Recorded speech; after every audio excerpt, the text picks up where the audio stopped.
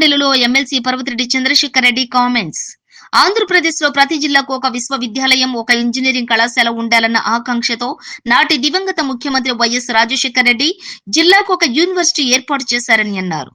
ఒక్క నెల్లూరు జిల్లా మినహాయించి రాష్ట్రంలోని అన్ని జిల్లాల్లో విశ్వవిద్యాలయ ప్రాంగణంలో ప్రభుత్వ ఇంజనీరింగ్ కళాశాలలు కూడా ఏర్పాటు కావటం జరిగిందన్నారు.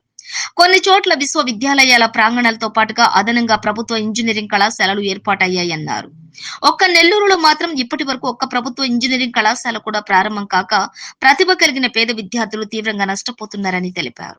అయితే గత వైసీపీ ప్రభుత్వం విక్రమసింహపురి యూనివర్సిటీలో ప్రభుత్వ ఇంజనీరింగ్ కళాశాల ఏర్పాటుకు అన్ని ఉత్తర్వులు ఇచ్చినప్పటికీ సెల్ఫ్ ఫైనాన్సింగ్ ఇంజనీరింగ్ కళాశాలగా కాకుండా సెల్ఫ్ సపోర్టింగ్ ఇంజనీరింగ్ కళాశాలగా పేర్కొనడంతో విద్యార్థులకు ఫీజు రియంబర్స్మెంట్ వర్తించలేదని తెలిపారు.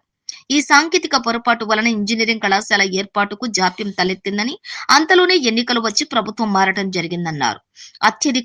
అత్యధిక మంది ప్రతిభావంతులు కలిగినటువంటి జిల్లా నెల్లూరు జిల్లాలోని ప్రతి ఏటా 40,000 మంది విద్యార్థులు ఇంటర్మీడియట్ పరీక్షలు రాసి ఉత్తీర్ణులు అవుతున్నారని, ఇంత ప్రతిభావంతులు ఉన్న జిల్లాలో ఒక్క ప్రభుత్వ ఇంజనీరింగ్ కళాశాల లేకపోవడం దురదృష్టకరమన్నారు. ప్రస్తుతం విక్రమసింహపురి యూనివర్సిటీలో ఇంజనీరింగ్ కళాశాల ఏర్పాటుకు సంబంధించినటువంటి భవనాలు, సిబ్బంది అందుబాటులో ఉన్నారని తెలిపారు. తక్షణమే ప్రభుత్వం విక్రమసింహపురి యూనివర్సిటీలో అవసరమైతే సెల్ఫ్ ఫైనాన్సింగ్ పద్ధతిలో అయిన ఇంజనీరింగ్ కళాశాలను తక్షణమే ఏర్పాటు చేయాలని స్పీకర్ ద్వారా మంత్రులను ఎమ్మెల్సీ చంద్రశేఖర్ రెడ్డి ప్రభుత్వాన్ని కోరారు.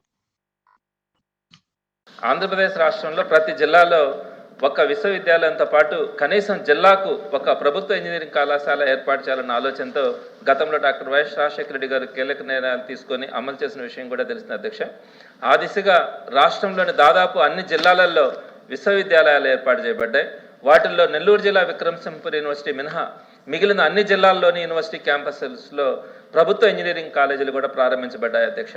అంతేకాకుండా నెల్లూరు జిల్లా మినహా మిగిలిన అన్ని జిల్లాలలో యూనివర్సిటీ క్యాంపస్ ఇంజనీరింగ్ కళాశాలలే కాకుండా అదనంగా ఐఐటీనో లేకపోతే ప్రభుత్వ ఇంజనీరింగ్ కాలేజీలు కూడా ఏర్పాటు చేస్తున్నారు అధ్యక్ష.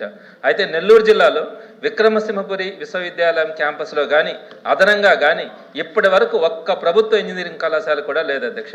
ఈ నేపథ్యంలో నెల్లూరు జిల్లాలో ప్రతిభ కలిగిన పేద విద్యార్థులు తీవ్రంగా నష్టపోతున్నారు అధ్యక్ష. విక్రమసింహపురి విశ్వవిద్యాలయంలో ఇంజనీరింగ్ కళాశాల ప్రారంభించేందుకు గత వైఎస్ఆర్సీపీ ప్రభుత్వ కాలంలో అనుమతులు జారీ అయ్యాయి.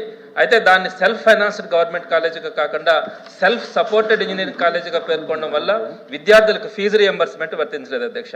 ఈ సాంకేతిక పొరపాటు కారణంగా ఆ కళాశాల ప్రారంభం కాలే. అంతలోపల ప్రభుత్వం మారింది. ఇప్పుడు దాని గురించి పట్టించుకోవట్లేదు అధ్యక్ష.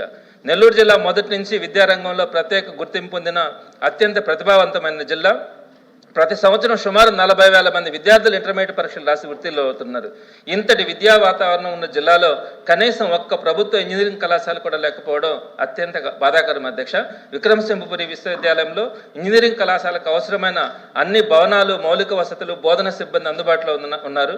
అదనంగా ₹1 కూడా ప్రభుత్వం మీద ఆర్థిక భారం లేకుండానే సెల్ఫ్ ఫైనాన్స్ పద్ధతిలో ప్రభుత్వ ఇంజనీరింగ్ కళాశాలను ప్రారంభించేందుకు అన్ని సౌకర్యాలు అక్కడ సిద్ధంగా ఉన్నాయి అధ్యక్ష. కావున విక్రమసింహపురి విశ్వవిద్యాలయంలో ప్రభుత్వ ఇంజనీరింగ్ కళాశాలను అవసరమైతే సెల్ఫ్ ఫైనాన్స్ పద్ధతిలోనైనా తక్షణం అనుమతి మంజూరు చేయగలరని మీ ద్వారా ప్రభుత్వాన్ని కోరుతున్నాను అధ్యక్ష.